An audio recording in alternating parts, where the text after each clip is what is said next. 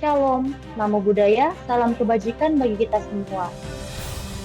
Selamat datang di podcast kami dengan tema visualisasi bangsa yang dapat mengunggah rasa cinta tanah air dan bangsa atau kampanye bangsa, bangga berbangsa dan bernegara Indonesia.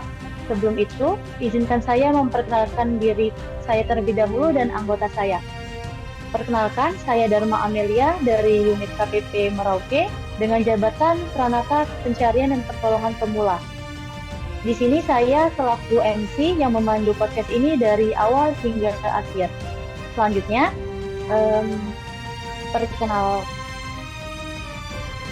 perkenalan anggota kelompok saya yang dimulai dari Wisnu. Wisnu, saya persilakan. Baik, perkenalkan, nama saya Wisnu Yuda Pradana. Saya dari kantor SAR Merauke. Jabatan saya Pranata Pencarian dan Pertolongan Pemula. Baik, terima kasih Wisnu. Selanjutnya ada Ahmad Muntohar. Kepada Ahmad Muntohar, saya persilakan. Ya, perkenalkan, nama Ahmad Muntohar, asal kantor KPP Merauke, jabatan Pranata Pencarian dan Pertolongan Pemula. Terima kasih. Baik, terima kasih Ahmad Muntohar. Selanjutnya ada Shevo. Shevo, waktu dan tempat dipersilakan. Baik, terima kasih. Perkenalkan, nama saya Shevo Frederick Termaseli, asal dari kantor SAR Sorong, jabatan Pranata Pencarian dan Pertolongan Pemula. Terima kasih.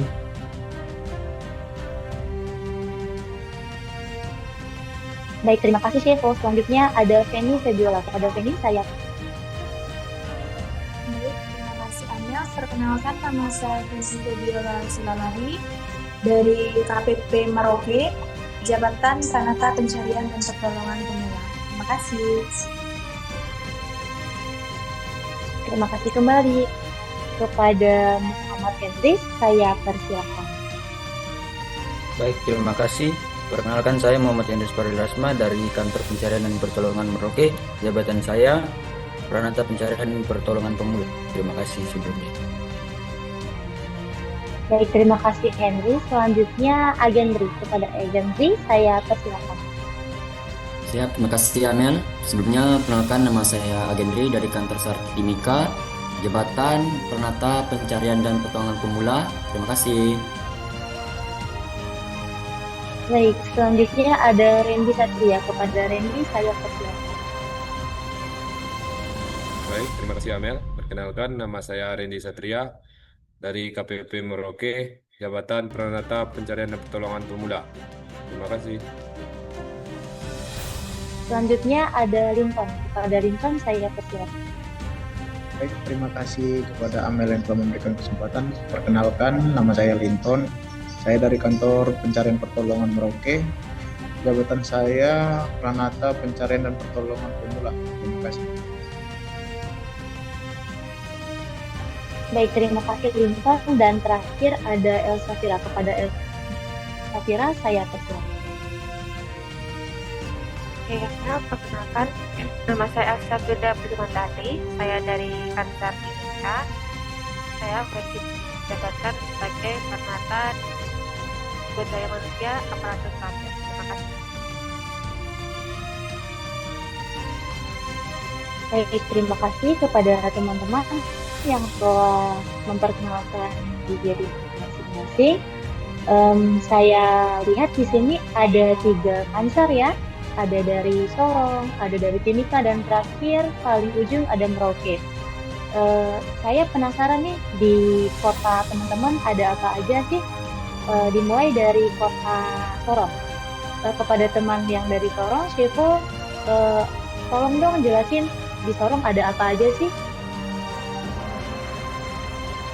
Baik, terima kasih. Seperti yang mungkin teman-teman juga sudah pernah dengar, di Sorong itu ada Kepulauan Raja Ampat. Itu memang tempat wisata sudah internasional.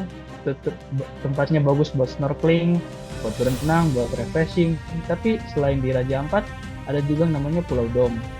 Itu Pulau Domnya itu terletak sebelum di Raja Ampat. Jadi mungkin sebelum ke Raja Ampat bisa mampir.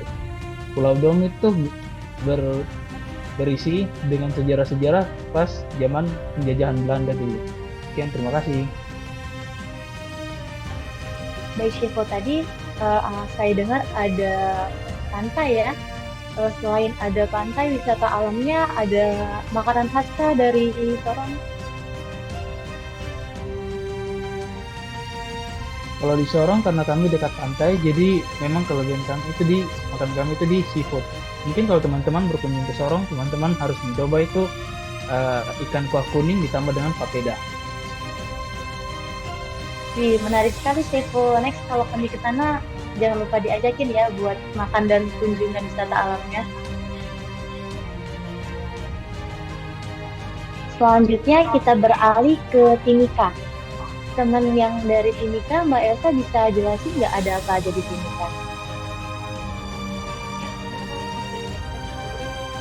Indonesia dikenal sekitar kota hujan dan kota karena hasil dan Timika lebih besar. Kota adalah karena Timika termasuk lumayan mahal di sana, tapi delik kemahalannya itu ada beberapa destinasi wisata yang wajib dicoba, yakni ada pertama Pegunungan Kartens. Nah, Pegunungan Kartens ini adalah bagian dari Jaya Wijaya dan memiliki puncak Jaya yakni setinggi 4.884 di atas permukaan laut, tidak tertinggi di Indonesia dengan salju abadinya, termasuk dalam Silver Summit. Gunung ini menantang mendaki profesional dan biasanya diakses via helikopter karena medan ekstrim. Kemudian yang selanjutnya ada wisata Tambang Freeport. Kawasan Tambang Freeport ini bukan tempat umum sebenarnya, tapi bisa dikunjungi dengan tunjangan khusus. Pengunjung bisa mendapatkan isi melihat proses tambang emas serta kendaraan raksasa mengangkut material tambang. Kemudian ada Kuala Kencana. Ini adalah kawasan modern yang hijau yang dikelola oleh PT Freeport yang hanya dimasuki oleh pemegang haji resmi. Namun kita sebagai warga biasa bisa masuk ke dalam itu dengan meninggalkan menitipkan atau identitas pribadi. Di sana dikenal dengan kebersihannya, air mancur artistik dan sejenis dan sistem fasilitas bawah tanah yang membuatnya tampak seperti kota umum. Itu untuk sesi Timika. Terima kasih. Wah, menarik sekali ya di Timika. Ada gunung tertinggi dengan puncak tertinggi yang masuk Seven Summit di Indonesia, dan ada Freeport yang terkenal dengan sumber daya alamnya. Terima kasih Mbak Elsa. Sekarang beralih ke bagian paling ujung timur di Indonesia, ke Merauke. Kepada Feni Febiola, tolong dong dijelasin ada apa aja sih di Merauke itu? Baik, terima kasih Amel. Untuk di Merauke sendiri, tempat wisata yang terkenal yaitu Seribu Sarang Semut. Nah, atau biasanya disebut juga sebagai Musamus atau rumah semut. Nah, meskipun dia dibilang rumah semut, tapi dia itu bukan dibuat oleh semut, melainkan oleh rayap. Nah, rayapnya ini bukan rayap seperti yang kita tahu yang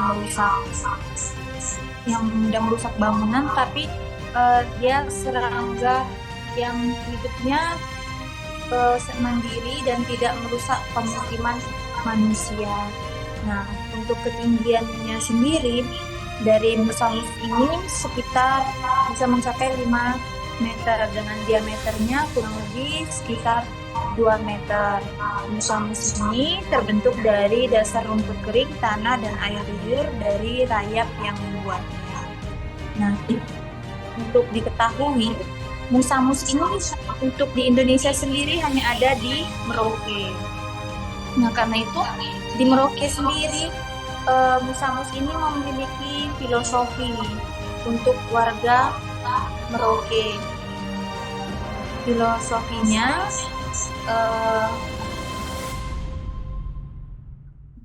Filosofinya yaitu rayap-rayap Musamus ini bekerja dengan giat, tidak banyak bicara, tapi punya hasil yang nyata.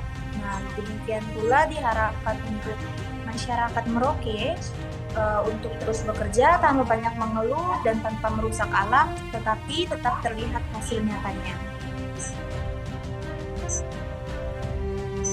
Seperti itu, Amel. Wah, menarik sekali ya di Merauke. Tadi saya sempat dengar bahwasanya Musamus itu hanya ada di Merauke. Jadi berarti Musamus itu dijaga ya kelestariannya di Merauke. Iya, betul sekali Amel. Untuk Musamus, karena cuman hanya ada di Merauke dan itu termasuk dilindungi.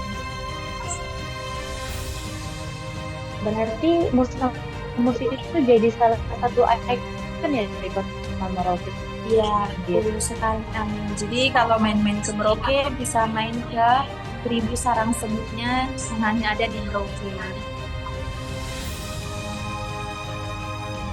Baik, terima kasih pada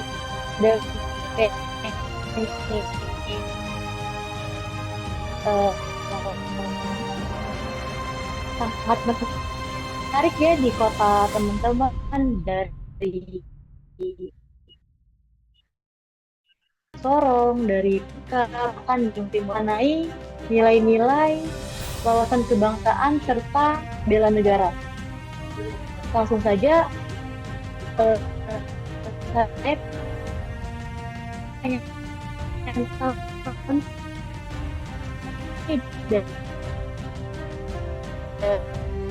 dari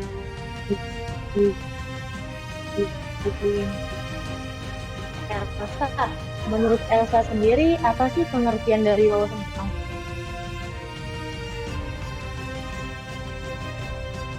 Oke, kalau kita jawab, pengertian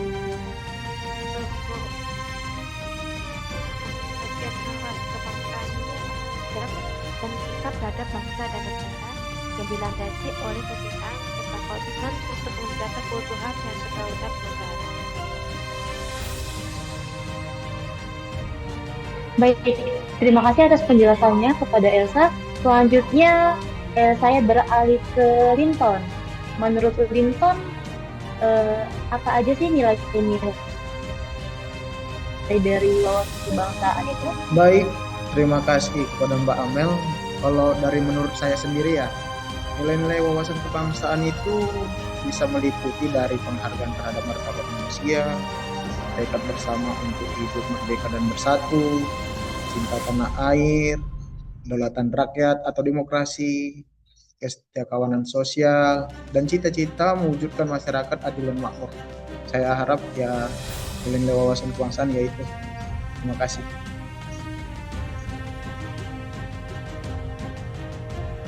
Baik, terima kasih Linton atas penjelasannya. Jadi dari segi pengertian serta nilai-nilai dari wawasan kebangsaan tersebut menurut saya itu sangat penting ya maknanya bagi kita sebagai seorang ASN. Selanjutnya membahas mengenai nilai-nilai bela negara, saya pengen tahu nih dari Ahmad, menurut Ahmad. Ya, begini. Bela negara itu adalah sikap dan perilaku warga negara yang dilandasi kecintaan terhadap tanah air NKRI yang berdasarkan Pancasila dan Undang-Undang Dasar 1945 untuk menjaga dan mempertahankan eksistensi serta kelangsungan hidup bangsa dan negara secara seutuhnya. Terima kasih. Baik, terima kasih kepada Ahmad. Selanjutnya saya akan bertanya mengenai nilai-nilai dari bela negara. Saya beralih ke Randy. Menurut Randy, apa aja tuh nilai-nilai dari bela negara? Baik, terima kasih Amel. Menurut saya nilai-nilai bela negara ada 5, yaitu pertama tanah air, yang kedua sadar berbangsa dan bernegara, yang ketiga setiap ada Pancasila sebagai ideologi negara, dan yang keempat rela berkorban untuk bangsa dan negara, yang kelima memiliki kemampuan awal bela negara. Terima kasih. Baik, terima kasih. Dari nilai-nilai tersebut berarti kita sebagai seorang ASN harus mengimplementasikannya dalam keseharian kita. Nah, menurut Wisnu nih, apa sih bagaimana cara kita mengimplementasikan nilai-nilai bela negara itu dalam keseharian kita sebagai ASN? Baik, sebagai ASN, bela negara dapat diimplementasikan dengan menunjukkan sikap loyal, disiplin, dan berintegritas dalam menjalankan tugas. ASN harus melayani masyarakat dengan jujur, adil, dan profesional, serta menempatkan kepentingan bangsa di atas kepentingan pribadi ataupun golongan. Selain itu, ASN juga harus menjaga netralitas, mematuhi hukum, serta ikut menjaga persatuan dan keutuhan NKRI melalui sikap dan tindakan sehari-hari. Dengan bekerja sepenuh hati dan menjunjung nilai-nilai Pancasila, ASN telah menjalankan peran nyata sebagai pembela negara di bidang pelayanan publik dan pembangunan bangsa. Saya kira itu saja yang dapat saya jelaskan. Baik, menarik semua ya jawaban dari teman-teman mengenai materi kita podcast pada malam hari ini tentang kebangsaan. Untuk dengan closing statement, ASN tidak cuma status, namun setiap ini memberikan manfaat bagi kita sebagai ASN maupun masyarakat serta teman-teman yang akan mendengarkan serta menonton podcast ini. Saya Dharma Amelia sebagai MC pamit undur diri. Sampai bertemu di dialog kebangsaan selanjutnya. ASN keren itu yaitu yang cinta bangsa dan tanah air, bukan hanya cinta deadline. Afiknam Jagat Samagram, we are family, profesional, modern, dan teruji.